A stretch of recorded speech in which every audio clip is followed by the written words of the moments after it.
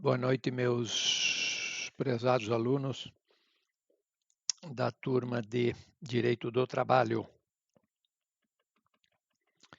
Estamos iniciando hoje, nesse momento, a quinta aula sobre Direito do Trabalho. E nessa quinta videoaula, nós vamos concluir o capítulo 4 do nosso polígrafo, que nós iniciamos na aula passada, e avançamos nos itens 1, 2 e 3. Faltou abordar o item final, que é o item número 4, que conclui o capítulo.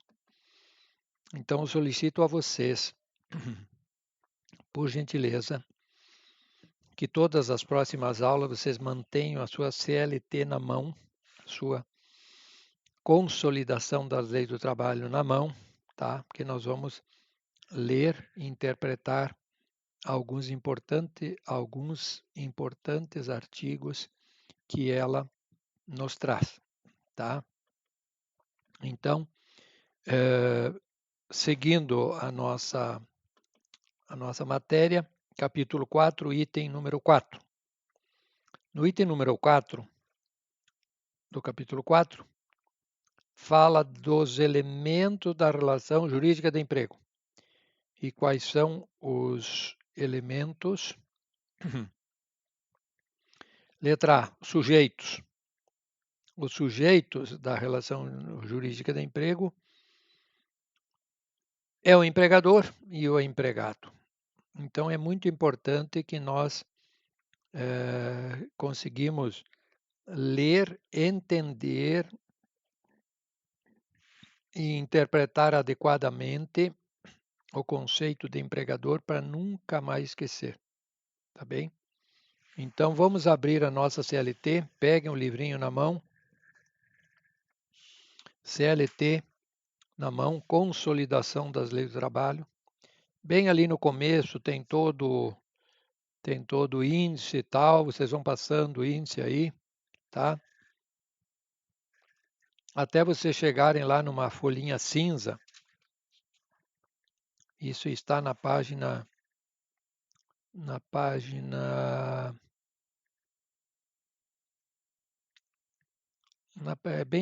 é a página 1, tá? Consolidação das leis do trabalho. Tem lá o título, Consolidação das leis do trabalho, Decreto-Lei número 5.452, de 1º de maio de 1943, tá? Que é o Dia do Trabalho, em homenagem ao dia que foi feito a CLT. Muito bem. E nós vamos abrir, tá? Vamos abrir bem no começo aí o artigo 2º da CLT, artigo muito importante, que dá a definição de empregador. Eu quero que vocês leiam comigo no artigo da CLT para entendê-lo adequadamente.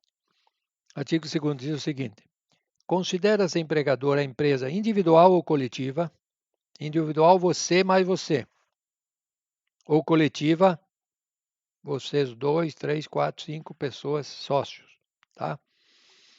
Tá? Repito então, considera-se empregador a empresa individual, o nome está dizendo, empresa individual, você mais você, mais ninguém. Ou coletiva, com 2, 3, 4, 5 mais sócios. Que, assumindo o risco da atividade econômica, aqui que está o âmago, o âmago da questão, que assumindo o risco da atividade econômica. Toda a chave desse conceito de empregador está nesta frase. Tá? Empregador é aquele que assume o risco da atividade econômica e depois faz uma série de coisas. Tá? Depois que ele assumiu o risco da atividade econômica, ele admite gente, ele assalaria, paga salário, ele dirige o pessoal, coordena, controla, ele presta produz, ele vende, ele faz N coisas. Mas a essência do conceito é: considera-se empregador a empresa individual, uma única pessoa, ou coletiva, 2, 3, 4 mais sócios, que, assumindo o risco da atividade econômica. Meus amigos, guardem bem esse conceito, tá? Para vocês que estão chegando na metade do curso, quase, vocês devem gravar bem esse conceito e começar a pensar o que vocês querem ser na vida. Por que eu digo isso? Porque empresa é risco, sempre. Umas mais, outras menos, mas é risco, sempre. Então você pode começar a se questionar a si próprio, porque afinal de contas agora você é um menino, uma menina grande, tá? Como você está querendo andar com as tuas próprias pernas, com a tua própria inteligência, está fazendo uma bela faculdade, amanhã depois você está colando o grau, e o que você vai ser na vida? Você vai ser contador, vai ser gestor, administrador, gestor, vai ser engenheiro, vai ser economista. Muito bem. Então, nós precisamos nos definir o que eu quero ser. Uma boa opção é eu ser um bom funcionário público, municipal, estadual, federal. Aí você pega o livro, o famoso livro Direito Administrativo do Eli Lopes Meirelles e vai te debruçar em cima, vai preparar bem um concurso para o município, para o Estado, para a União, um concurso bom que vale a pena, que você tem semi-estabilidade, você. Aí alguém vai dizer, professor, mas eu moro lá em Guaviju e lá tem uma prefeitura pequena, só tem o prefeito e 4 secretários lá que são um cargo de confiança.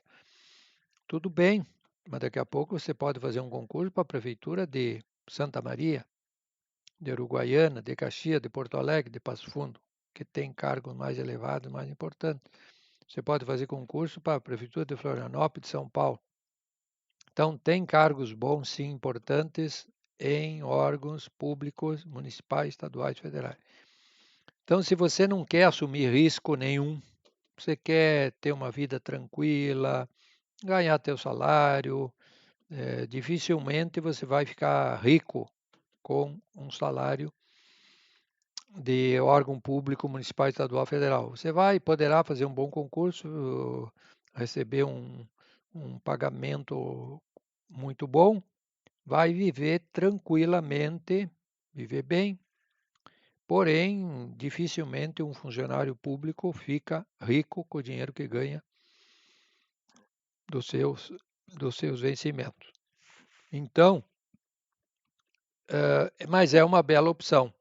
Se você quer uma tranquilidade, sair sexta-feira, voltar segunda, ou então no verão sair sexta ao meio-dia, voltar segunda à tarde, é bem tranquilo, tá? Então é uma opção, vai fazer um bom concurso público. Outra opção é você ser um bom executivo e vender a tua inteligência, a tua força de trabalho para uma empresa que não é tua. Eu quero ser gestor da Nestlé, da, da Gerdau, tá? Eu quero ser gestor da Tramontina. Eu quero ser gestor de uma grande empresa, mas não quero que seja a minha empresa. É outra bela alternativa. E uma terceira alternativa é eu quero ter o meu próprio negócio, montar o meu próprio empreendimento, ainda que seja pequeno, incipiente. Pode ser uma microempresa, pode ser um MEI, tá? Um MEI está na moda agora, um empreendedor individual. Mas ainda que seja um MEI, eu quero montar o meu próprio negócio. Aí você realmente vai começar a pensar, começar a se definir e daqui a pouco amadurecer essa ideia, juntar uns elementos para fazer um bom projeto e te decidir na vida o que você quer ser. Uma dessas alternativas é ser um bom empreendedor. empregador, um bom empresário, um bom empreendedor, tá? Então, eu espero que tenha ficado bem claro esse conceito de empregador que está definido no artigo 2º da CLT. Empregador é empresa individual ou coletiva que, 2 pontos, assumindo o risco da atividade econômica. Você entrou em campo, pode dar uma goleada, pode levar uma goleada, pode empatar o jogo. Tá? Quando tu monta a tua empresa, tu nunca sabe onde é que tu vai chegar. Pode ser que tu vá ficar o Bill Gates da América Latina, muito rico, o Steve Jobs, ou daqui a pouco você poderá ser um grande fracassado, um grande falido. Tudo é possível dentro da teoria da probabilidade. E para isso, que nós falamos que empresário, empreendedor é aquele que assume risco da atividade econômica. Eu vou fazer tudo, vou estudar, vou pensar para dar certo e para ganhar dinheiro e crescer. Porém, vai sabendo que você poderá ter, ainda que minimamente, uma possibilidade de fracasso, o que é inerente à opção da pessoa que quer ser empresário. Depois, o outro sujeito da relação jurídica de emprego é o empregado. Quem que é o empregado? O empregado, nós vamos definir o conceito de empregado no artigo 3º da CLT. E vamos ler lá que, artigo 3º da CLT, lá no começo. Considera-se empregado toda pessoa física que presta serviço de natureza não eventual a empregador sob a dependência deste e mediante salário. O que é isso? É que você vai fazer um contrato de trabalho e você vai ficar subordinado ao teu diretor, ao teu gerente, tá? O aspecto muito importante, tá? Que diz assim, sob a dependência deste. O que significa sob a dependência deste? Significa que você deve prestar satisfação, você tem um grau de subordinação. Se você ou eu, nós gostarmos ou não, é outro problema, mas existe o contrato de trabalho, é um contrato que está presente a característica da subordinação. Nenhum outro contrato tem a característica da subordinação. Se você vai comprar um carro, financiou lá no banco uma parte para pagar o veículo, você tem um compromisso para lá com o banco para pagar aquela prestação mensal, mas você não é subordinado ao banco. Se você alugar um apartamento, você tem compromisso mensal para pagar o aluguel daquele imóvel, mas você não está subordinado ao dono do apartamento, ao locador, tá? E assim sucessivamente. Por isso que nós dizemos que contrato de trabalho é um contrato sui generis. O que significa a expressão latina sui generis?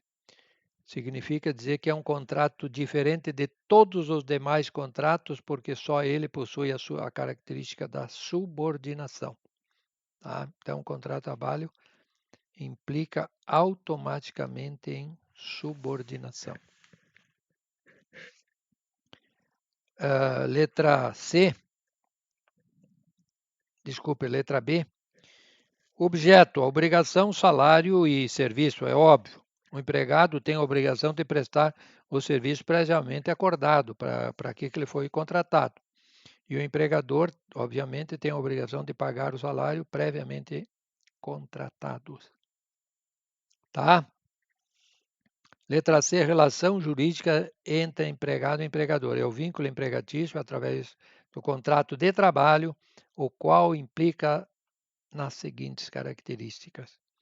Eu sempre digo, se você tiver dúvida sobre alguém, se é empregado ou não, brinco com meus alunos, mas é uma brincadeira séria. Eu digo assim, ó, faça o teste do pezinho.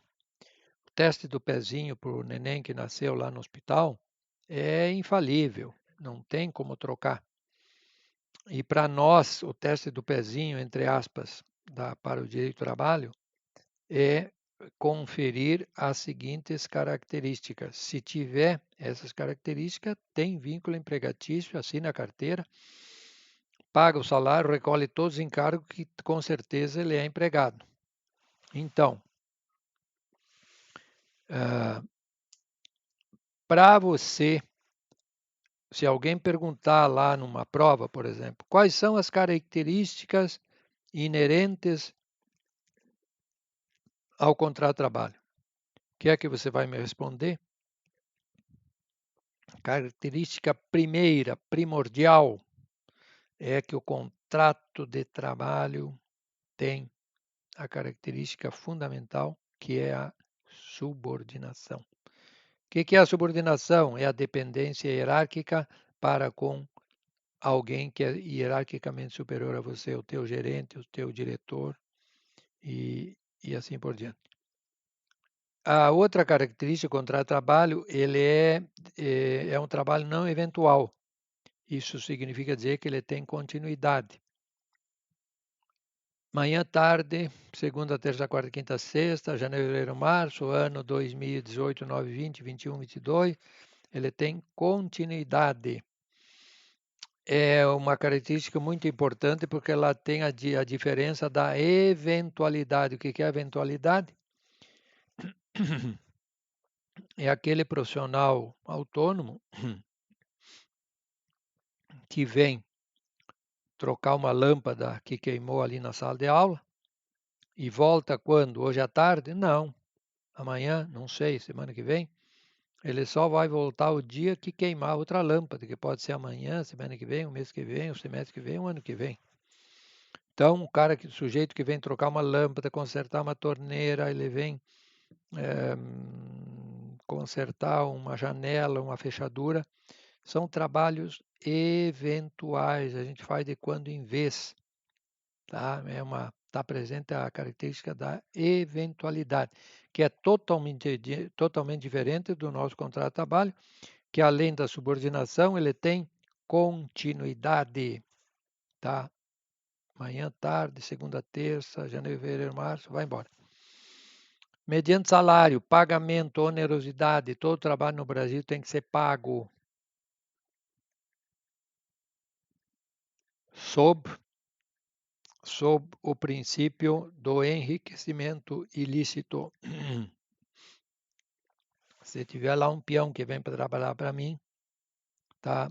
Ele fechou um apartamento lá, levantou parede, aquela estrutura valia 50 mil. Ele veio lá, fez um monte de coisa, o apartamento ficou com a aparência de divisória, tudo bonito, passou a valer 55 mil.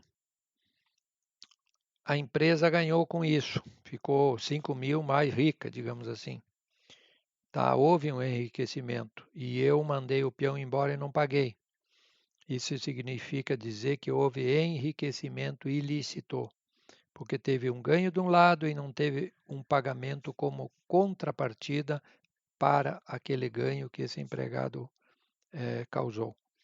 Então, todo o trabalho no Brasil tem que ter pagamento. Um pouquinho mais, um pouquinho menos, uma questão para a gente discutir, mas tem que ter o pagamento. Com uma exceção honrosa, que é o nosso trabalho voluntário. Tá? Então, se alguém de vocês for trabalhar lá na Fazenda da Esperança, lá em Casca, ou numa Santa Casa de Misericórdia em Porto Alegre, hospitais filantrópicos, a PAI, lar dos idosos, creches, clínicas de dependentes químicos, enfim, todas essas instituições de cunho beneficente, tá? De cunho filantrópico. Você vai lá fazer um sábado que você está livre, ou um dia por semana, meio-dia, você vai lá trabalhar voluntariamente. Então, é um trabalho voluntário pelo qual não se recebe. Só que tem um detalhe: depois tu não vai reclamar que tu era empregado, porque não dá vínculo empregatício ou trabalho voluntário numa instituição caritativa de filantropia, tá? Eh, ou de caráter beneficente. Tá? Então, todo trabalho no Brasil tem que ser pago, no mínimo, um salário mínimo, com exceção do trabalho voluntário, que não gera vínculo empregatício e não precisa pagar, evidentemente. É uma obrigação personalíssima, tá? Ou seja, tem que ser prestado pela própria pessoa que foi contratada para aquele fim, tá? E é exercido por pessoa física, pessoa natural, CPF, e nunca por empresa, tá?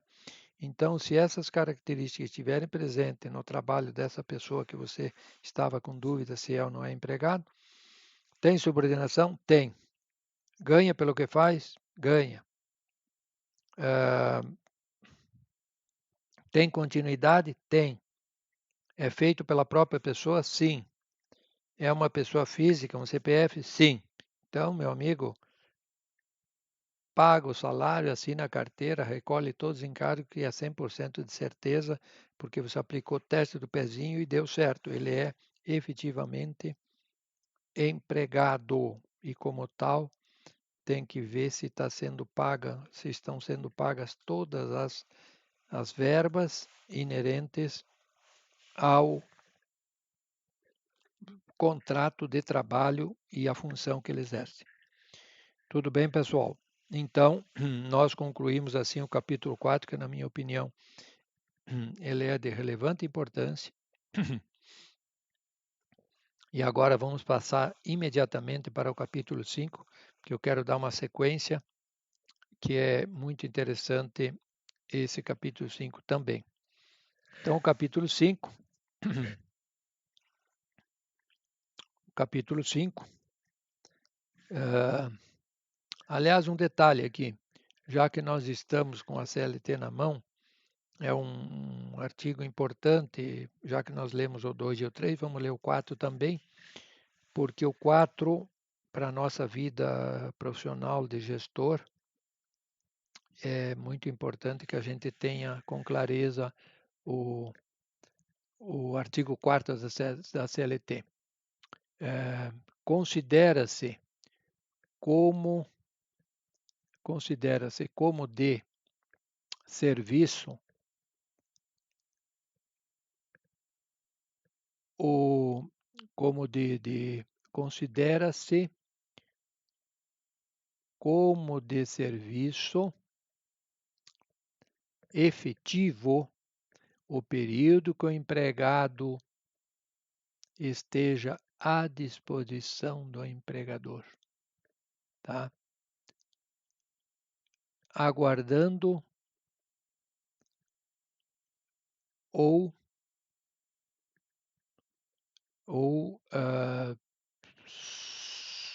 sujeitando-se a certas ordens, tá?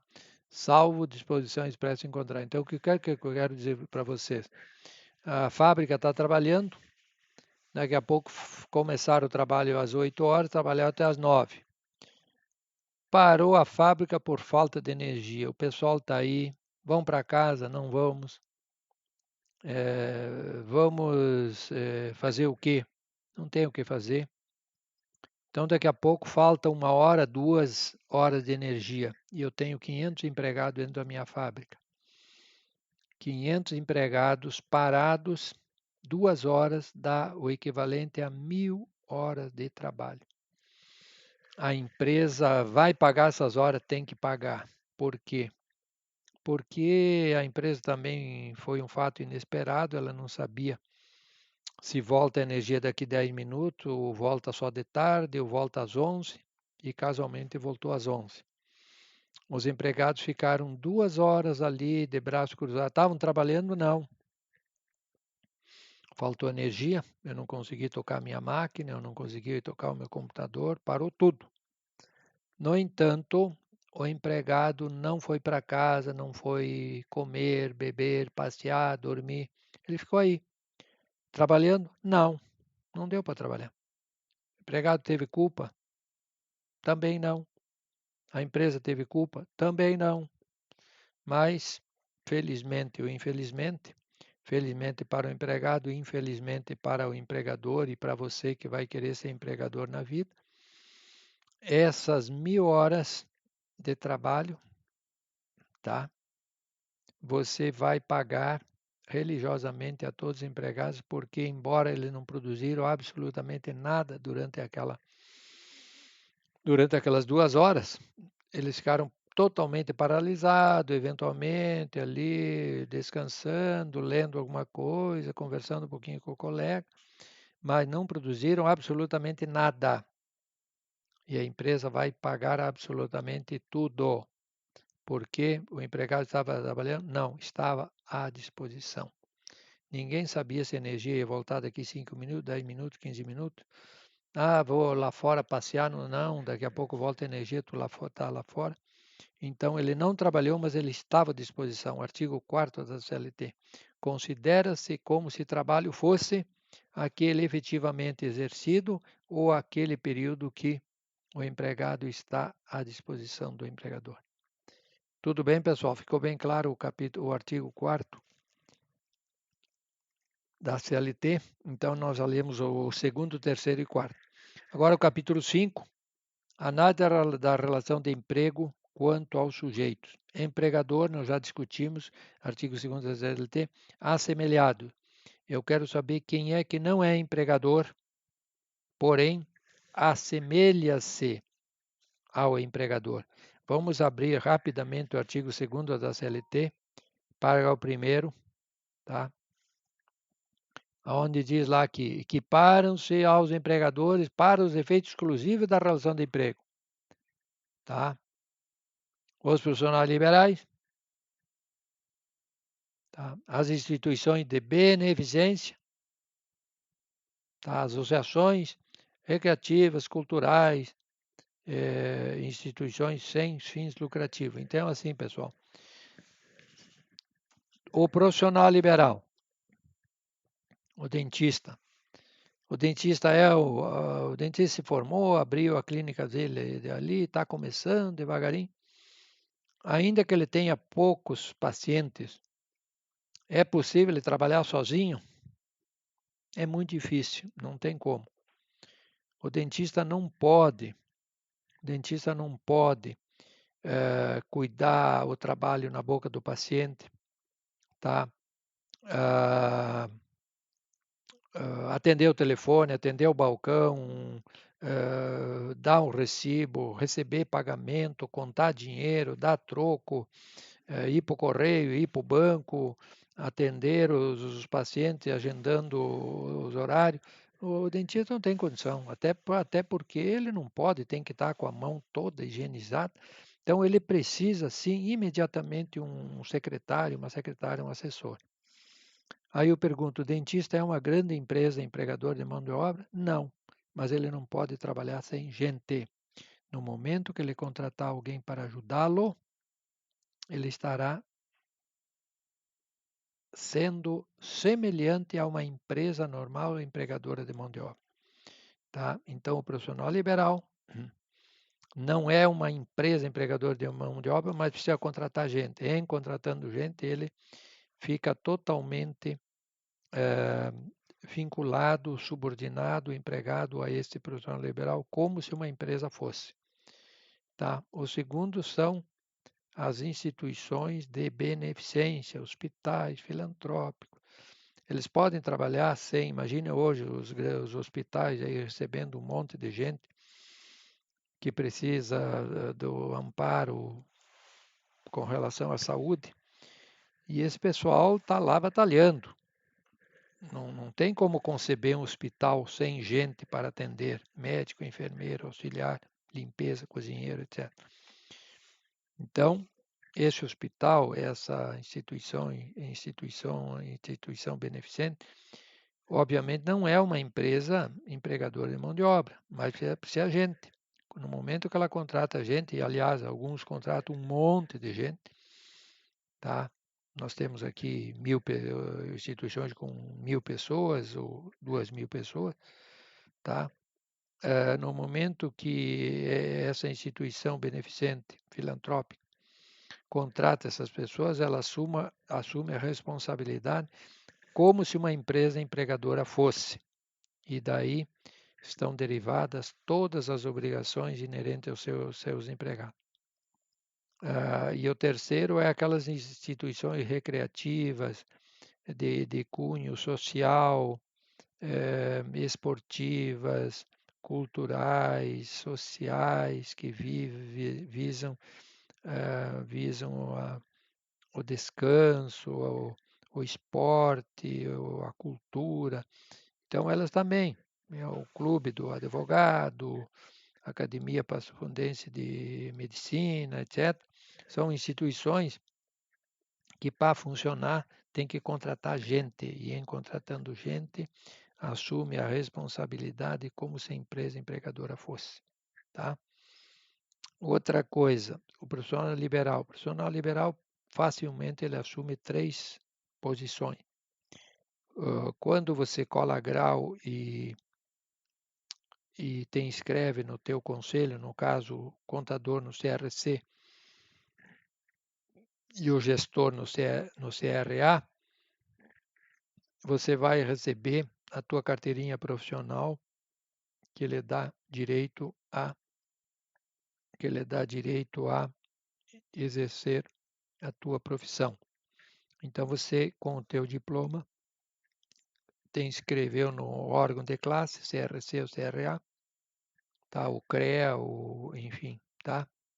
E aí você quer abrir o teu próprio negócio, o teu escritório. Então, você vai na prefeitura da tua cidade, pede um alvará de localização e a prefeitura te dá um alvará e você tem o diploma que está bacharel em contábeis ou administração ou engenharia. Está inscrito no conselho, CRC, CRA, CREA, etc. Com o alvará da prefeitura, você está apto a ser um profissional liberal e trabalhar no teu escritório como profissional liberal. Daqui a pouco tu te sente sozinho, não consegue trabalhar sozinho, você contrata alguém, você passa a ter o vínculo empregatício, porque contratou alguém. Daqui a pouco uma faculdade te chama lá, tu foi um bom aluno, fez um curso de pós-graduação, especialização, final de semana, que é uma boa opção, e ela te contrata para você ser professor, dar uma aula, aí registra a tua carteira, aí você passa a ter vínculo empregatício, você passa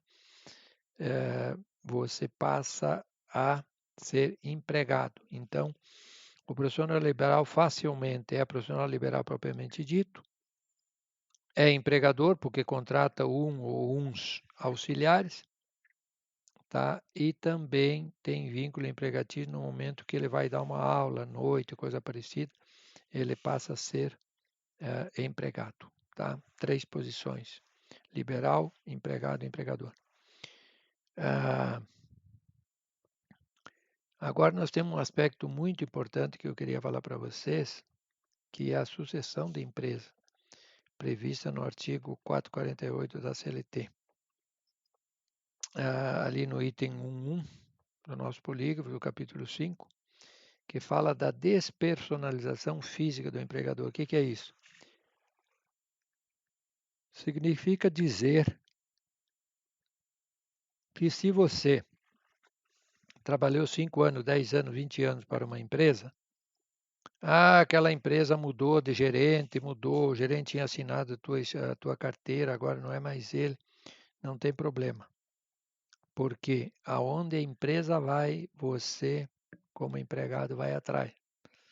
Onde a empresa vai, o empregado a acompanha com todos os seus deveres e principalmente com todos os seus direitos. Tá? Então, só para dar um exemplo, uma época nós tínhamos o Banco Nacional do Comércio, que foi comprado pelo Banco Sul Brasileiro, que foi comprado pelo Banco Santander, não, que foi comprado pelo Banco Bozano Simons, hein? Que foi comprado pelo Banco Santander. E eu tinha um colega conhecido lá que ele começou lá atrás e onde o banco foi, ele foi atrás. E hoje ele está exercendo uma alta função no último banco, que é o Banco Santander. Tá? Então, assim, pessoal, onde a empresa vai, os empregados a acompanham, os empregados vão atrás, tá? Com os seus deveres, porém, principalmente com os seus direitos. Tá?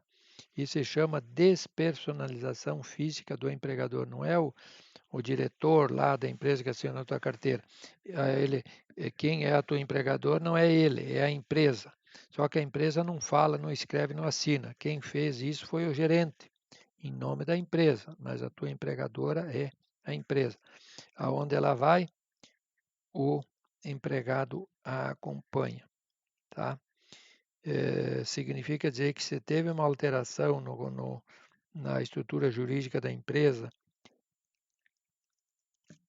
entrou um sócio, saiu outro, aumentou o capital, trocou o nome, trocou um detalhe, tá? Se a empresa é a mesma, obviamente, ela tem continuidade e ela tem a responsabilidade sobre os seus empregados que sempre a acompanham, tá? Eh, o que eu quero dizer para vocês aqui, um item muito importante, tá? É que aquilo que eu falava primeiro, para você meio que se descobrir o que tu quer ser na vida, tá? Porque o primeiro item poderia ser preparar um bom concurso público para ser um bom funcionário municipal, estadual ou federal. Uma ideia. Segunda ideia é ser um bom executivo para uma grande empresa, onde você emprestará os teus conhecimentos, a tua capacidade, a tua inteligência, porém a empresa não é tua. Você vai receber honorário, vai receber salário, vai receber pró-labore, se for o caso. E a terceira opção é você montar o teu próprio negócio. E daí vem a grande pergunta, tá? Quando começar esse teu negócio? Tá? E a resposta é o seguinte: você deve começar o teu empreendimento logo depois de formado. Tá, professor? Por que não antes? Porque antes te falta conhecimento, te falta experiência e te falta tempo para você pensar e montar o teu negócio. Porque quando tu está começando a faculdade, desculpe que tu está mais para segundo grau do que para bacharel. Tá lá na faculdade, está começando a ver eh, teoria geral da administração, eh, noções de contabilidade, cenários econômicos, noções de psicologia, de sociologia, tá me entendendo? Português, não que não seja matéria importante, são matéria importante, mas tá tudo é uma iniciação. Então, quem está no primeiro semestre, segundo semestre, está muito mais para segundo grau do que para bacharel. Agora, na medida que você foi concluindo o primeiro grau, o primeiro semestre, segundo semestre, terceiro semestre, está fazendo, quarto semestre, passou da metade do curso, começam a vir as disciplinas bem operacionais, bem práticas, sabe? Né? Planejamento, finanças e vendas, tá? Então você começa a sentir com muito mais facilidade o teu curso e a importância dessas cadeiras para montar o teu empreendimento.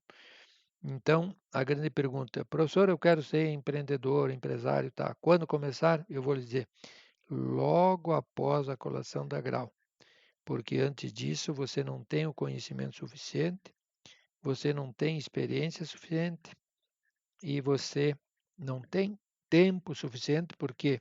Porque durante o dia tu trabalha o dia inteiro. Fim de semana tem um monte de trabalho para fazer, está cansado. Tá? Tem a família para dar assistência, enfim, início de curso não é uma boa opção para montar o teu negócio. Tu ainda não tem o conhecimento adequado de contabilidade para quem vai ser contador. de administração, para quem vai ser bacharel em administração e assim sucessivamente. Então, primeiro nós precisamos estar pelo menos lá no final do curso. O ideal seria ter o curso concluído. Aí você tem o conhecimento necessário. Nesse meio tempo, você vai trabalhando, aprendendo como se deve fazer as coisas, pegando bons exemplos, aprendendo também como não se deve fazer as coisas, odiando ou rejeitando os maus exemplos que tem por aí nas empresas, tá? E depois de formado, tu vai ter tempo. Se não tiver tempo durante o dia, vai ter pelo menos 7 noites por semana para você pensar com muita calma esse negócio. E aí, por que nós precisamos conhecimento, experiência e tempo? Porque eu falei para vocês primeiro que empresa é risco, sempre. E o que eu quero fazer com vocês é que vocês minimizem esse risco. Como é que a gente faz para minimizar o risco de ser empresário? É fazer um bom projeto, que a gente se sinta bem à vontade, que a gente consiga dominar esses elementos que estão no projeto. Não, tecnologia nós temos. Meu pai é marceneiro, sempre trabalhou com móveis, eu gosto disso, vou montar uma fábrica de móveis. Nós temos know-how, temos noção de mercado, sabemos o que é distinguir madeira, sabemos, conhecemos o equipamento, o layout, o know-how. Quero ser um industrial de móveis. Ótimo. Então, vamos montar esse projeto porque você estudou administração, você buscou experiência e agora você tem tempo para montar o teu negócio. Então, ali que é o momento, o ponto ideal para você iniciar o teu empreendimento. Agora vem a segunda pergunta, como começar? Primeiro, quando começar? Logo após a colação de grau. Segunda pergunta, como começar? Duas maneiras. Ou você compra uma empresa que está em andamento, uma empresa, um negócio em andamento, ou você funda a tua empresa lá do zero, tá? Não tem nenhuma ferramenta na mão. Mas vai começar do zero, vai pagar vai comer o pão que o diabo amassou, vai pagar pecado que não cometeu, mas vai começar do zero, tá? E aí tem as vantagens e desvantagens de pegar uma empresa em andamento e uma empresa começar do zero. Aquela empresa que você começar do zero tem que ter muito cuidado, porque ela tem uma desvantagem. Daqui a pouco você vai fazer um grande investimento, comprar um mega terreno. Eu quero fazer uma fábrica de móvel, eu comprar um mega terreno, vou colocar o prédio em cima, comprar máquinas, começar toda a montagem, tem que ter um cuidado especial, porque pode ser que você tenha feito um investimento muito grande e daqui a pouco você até poderá ter um sucesso, mas vai começar a demorar e o dinheiro que você pegou para pagar o terreno, o prédio, começa a vencer e banco é muito amigo da gente, enquanto a gente paga em dia, daqui a pouco você não está pagando, começa a aparecer o juro, vai te tirar o sono e o negócio está andando, mas ainda não está no ponto de começar a dar aparecer a lucratividade. Então tem que ter muito cuidado.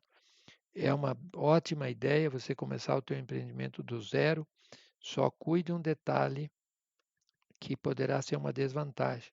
Muitos empresários eu vejo que morrem no primeiro ano, segundo ano, e o que é mais triste, ainda além de irem à falência, ficam com um monte de dívidas, com o nome estragado, sujo no mercado. Por quê? Porque fizeram um planejamento mal feito, investiram demais para uma atividade que ia demorar para dar retorno, e investiram e não conseguem dar a volta e tem que pagar e o juro alto e simplesmente conseguem abrir uma falência. Então esse cuidado é muito importante ter, fazer um projeto bem feito quando você vai começar começar um negócio do zero. Por que não então pegar um pavilhão bonito aí e alugar? Aluga um tempo, está se dando bem, está crescendo, está ótimo. Então agora vamos começar a tentar buscar um terreno. Vão pagando devagarinho. Amanhã depois eu boto o prédio em cima. Amanhã depois eu mudo para lá e paro para pagar aluguel. Então, cuidado com esse impacto de investimento inicial em cima da empolgação, achando que vai entrar malas de dinheiro no nosso negócio desde o início e às vezes não é isso que acontece. E a gente leva uma decepção tão grande que para o resto da vida não tem mais nem vontade de falar em ser empresário. A grande vantagem que você tem começar o teu negócio do zero é que efetivamente você imprime no teu negócio a tua vontade, o teu negócio é a tua cara, é a tua foto.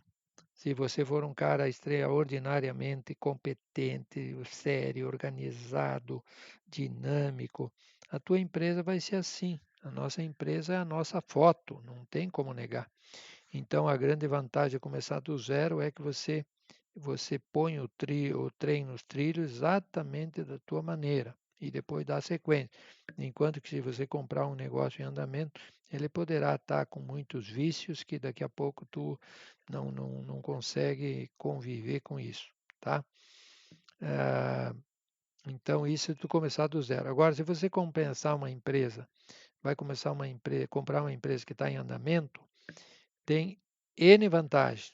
Daqui a pouco, uma coisa que começando do zero, tu vai levar 5 anos para introduzir no mercado local, regional, estadual, nacional, América Latina, o exterior, tu quer vender imóveis para os Estados Unidos, por exemplo, tu vai levar um tempo, 2, 3, 4, 5, 6 anos ou mais, até fazer um nome, conquistar a confiança.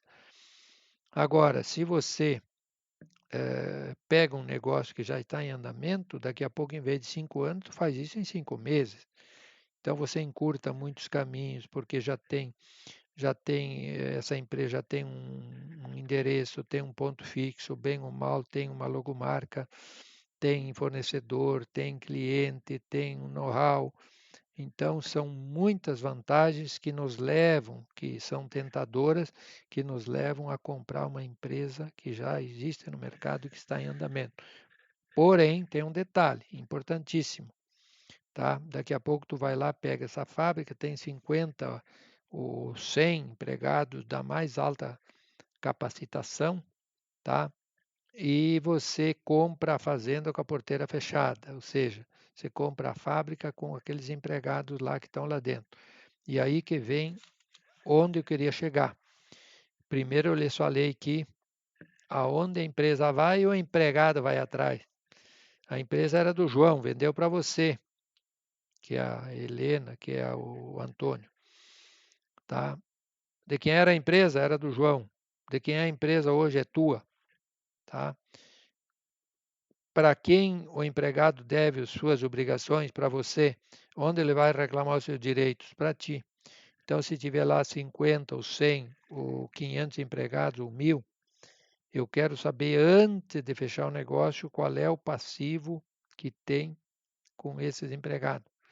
Se eles estão com as férias em dia, com um terço, mais o 13º em dia, fundo de garantia recolhido, previdência recolhida, hora extra, adicional noturno, periculosidade, insalubridade, está tudo rigorosamente em dia? Tá. É só continuar pagando salário. Bom, aí tu fica mais tranquilo. Agora, daqui a pouco, os seus empregados aí tem um passivo trabalhista que tu montou teu negócio aí, pagou 200 mil, tu vai lá, tem 1 milhão de passivo trabalhista. Como é que tu vai pagar isso? Então, repito, comprar uma empresa em andamento tem N coisas boas. Você encurta caminho, já tem um endereço, tem uma logomarca, tem um know-how, tem fornecedor, tem mercado, tem empregados especializados. Imagina se eu fosse comprar a Embrapa. Comprar a Embrapa com toda a mão de obra que ela tem especializada. Seria uma coisa muito. Que a Embrapa gasta muito dinheiro na formação dos seus recursos humanos, seu capital humano. Tá? Então, porém, tem um detalhe, repito, tem que ver se não tem um passivo muito grande a nível de passivo trabalhista, que poderá te afundar e você nunca mais conseguirá dar a volta, tá? E não só passivo trabalhista. Antes de fechar o negócio com essa empresa que está em andamento que eu quero comprar, eu preciso saber qual é o passivo bancário, quanto ela está devendo para os bancos, que emprestou dinheiro. Eu quero saber qual é o passivo tributário dessa empresa, quanto ela deve para as prefeituras, para o Estado, para a União. Tá? Passivo bancário, passivo tributário, passivo trabalhista, passivo das dívidas normais, como, por exemplo, as dívidas do dia a dia, água, luz, gás, telefone, internet, combustível, aluguel. Então tenho que levantar todo esse passivo, principalmente o trabalhista, que é o mais sério, para mim saber se vale a pena ou não eu comprar essa empresa. Se está tudo em dia, não, ali tem um detalhe, um pouquinho de 13º atrasado, isso aqui eu administro, pago parcelado. Se for uma coisa que você consegue enfrentar, ótimo, compra essa tua empresa que está em andamento e consciente antes de fechar o negócio que você está comprando todos os deveres e todos os direitos que o empregado tem vão passar para você, tá bem? Então, pessoal, eu chamo a atenção, esse capítulo 5 é muito importante, tá? Eu vou parar por aqui e ali no item número 1.1, onde fala da despersonalização física do empregador. Leiam lá com todo carinho o artigo 448 da CLT, que é onde diz que aonde a empresa vai, o empregado vai atrás. E tem toda a responsabilidade daí decorrente. Tá?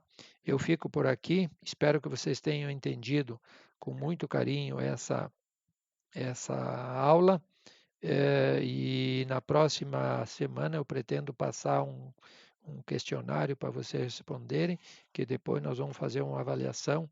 Eu aviso com antecedência. Muito obrigado pela sua atenção, tenham uma boa noite, fiquem com Deus. Obrigado.